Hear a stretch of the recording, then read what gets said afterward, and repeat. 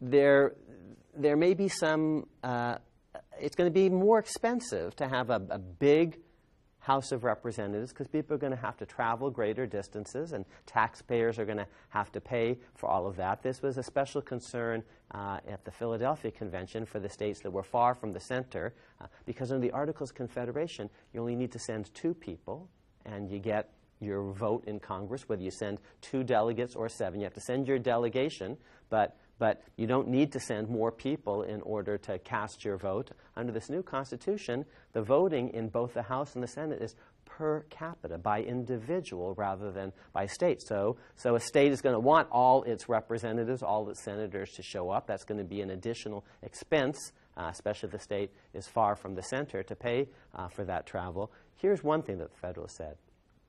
The national government should pay for these representatives and these senators. They shouldn't have to be paid for by the state governments. That should be a national obligation. And by the way, we are going to pay these folks. And that's a democratic idea, because if we don't pay them, then only great men of immense wealth as a practical matter are going to be able to serve. So here's a democratic reform. We will provide for payment of our lawmakers. And today you might begrudge the legislators that. You might say, well, they don't do very much. Are they really earning their salary? But just think about it for a minute. If we didn't pay them, only the wealthy would be able to serve. In England, they don't start paying members of the House of Commons until 1911, but America's Constitution is way ahead of its time. In the states, only Pennsylvania had provided in its Constitution for payment for its lawmakers, and that was understood as a great democratic reform, and the federal Constitution, Article 1, copied that.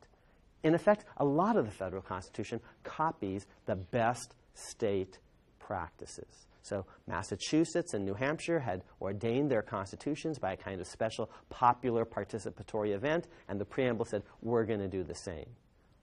Pennsylvania pays for its lawmakers. We're going to do the same for that.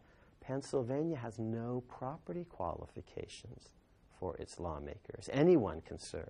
We're going to follow that model. So Article 1 provides for no property qualifications to be in the House of Representatives, no property qualifications to be in the Senate. Every state had property qualifications for members of the upper house, but the Constitution didn't. Now, a couple of states didn't have upper houses, but the 11 states that did had special property qualifications, but not the Senate of the United States. You could be a senator even if you didn't have enough property to vote for your state legislature. We, the Federalists, say, want to open this system up to people of talent.